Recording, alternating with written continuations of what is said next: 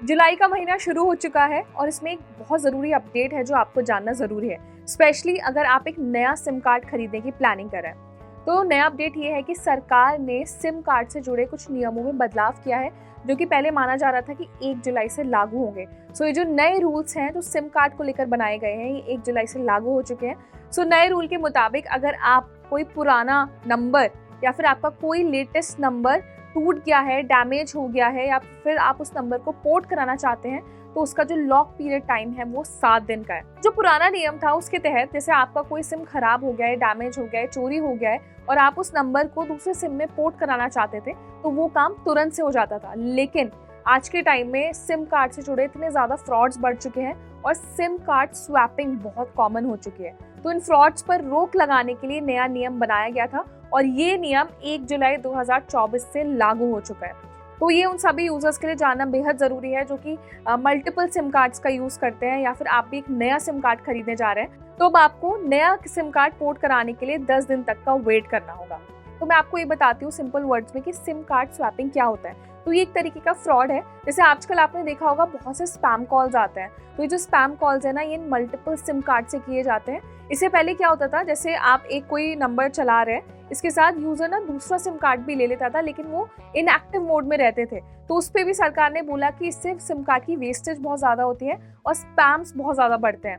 तो उसमें ये बोला गया था कि टेलीकॉम कंपनियां ऐसे सिम को ब्लॉक कर दें जो कि बहुत टाइम तक इनएक्टिव है। और माना जाता है कि इंडिया में एक दिन में एक पर यूजर को 5 से 6 स्पैम कॉल्स रिसीव होते हैं, क्योंकि इनका रेशो बहुत तेजी से बढ़ गया है। और आजकल आप ये देखिए कि इन स्पैम कॉल्स की पहचान करना भी बहुत ज़्यादा टफ है। इस तरीके के फ्रॉड्स पर रोक पाने के लिए सरकार दिन पर दिन नए रूल्स ला रही है। ये जो नया रूल है इसके बारे में ट्राई यानी कि telecom regulatory authority of India ने काफ़ी टाइम पहले एक नोटिफिकेशन जारी किया था कि ये जो नया नियम है सिम कार्ड से रिलेटेड, इसको जल्द ही लागू किया जाएगा। इससे पहले भी मैंने ना एक वीडियो बनाया था जिसमें बताया था कि 1 जुलाई से सिम कार्ड के नए रूल्स बदलने वाले हैं। तो मैंने ये भी एडवाइस किया था कि अगर आपको सिम कार्ड बदलना है तो आप 1 जुलाई से पहले बदल लें।